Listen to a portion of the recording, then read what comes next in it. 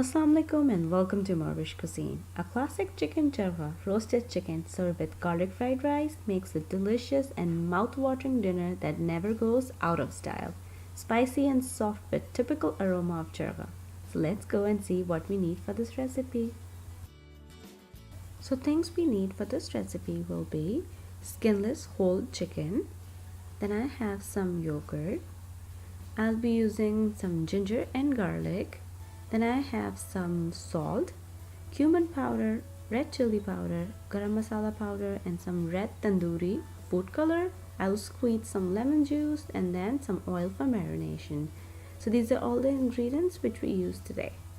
So first step is to prepare a chicken, and for that I make a deep slits on all over my chicken so my marinade can penetrate inside, and at the end I have the best tasting chicken charga from inside as well.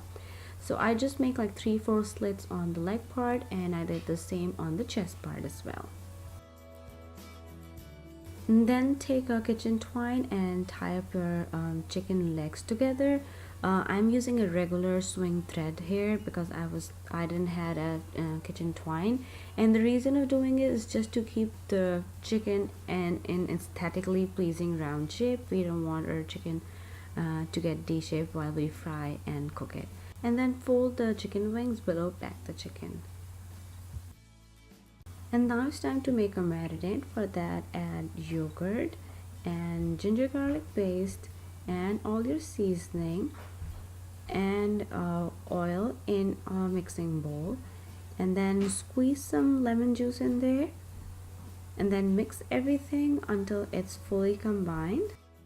Then add your prepared chicken into this marinade and massage the marinade into the flesh of the meat to distribute the marinade evenly over the meat. You can do it for like 3-4 minutes into the slits and inside of the chicken as well. And then keep it in the fridge for like 4 to 6 hours or overnight. I did more than one because I was doing for the party. So the next day, add your marinated chicken into a heated pan and then add the marination as well.